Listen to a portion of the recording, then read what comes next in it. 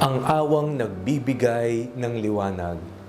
Ako po si Father Fiel Pareha at ito po ang ating segment, ang Daily Devotion, na kung saan tayo po ay magdarasal, magbabasa at magninilay kasama ng salita ng Diyos sa buong taon.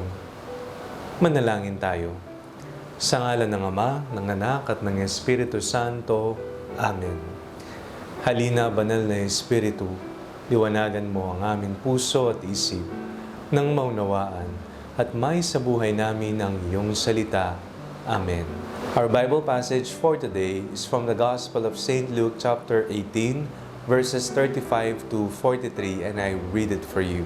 As he approached Jericho, a blind man was sitting by the roadside begging. When he heard the crowd going by, he asked what was happening. They told him, "Jesus of Nazareth is passing by." Then he shouted, "Jesus, Son of David, have mercy on me."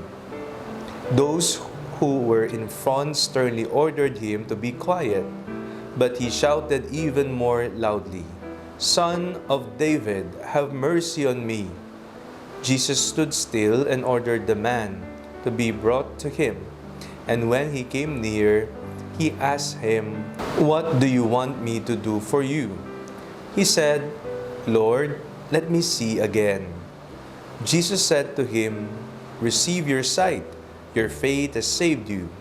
Immediately he regained his sight and followed him, glorifying God, and all the people, when they saw it, praised God. Anong parte ng ating buhay ang masasabi nating tila ba nadidiliman? At kung hindi lamang nadidiliman, ay baka nabubulag na. May mga pagkakataon sa ating buhay na may iniiwasan tayo. Yan man ay mga karanasan na maaring nagbigay sa atin ng trauma, o kaya naman pagkabigo.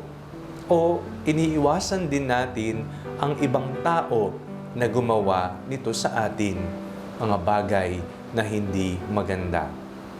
Ang mga bagay na ito, maging ang kasalanan, pagkakamali, mga personal na desisyon, o kaya naman mga bagay na ginawa sa atin, ay nagbibigay sa atin ng pagkabulag. Ayaw na nating masaktan. Ayaw na nating maranasan pa ang mga bagay na nakakasakit. Kaya isinasara natin ang ating mundo, ang ating sarili, para madepensahan natin ang ating sarili. Sa ating mong pagbasa, napakinggan po natin ang kasaysayan ng isang bulag sa Jericho na namamalimos. Kagaya niya, tayo po ay lumalapit at sumisigaw, nagdarasal kay Jesus, "Panginoong Hesukristo, anak ni David, maawa ka sa amin." Atin pong ilapit ang lahat ng pagkabulag natin, ang mga isinara nating mga pintuan, ang ating saradong mga mata at mga puso.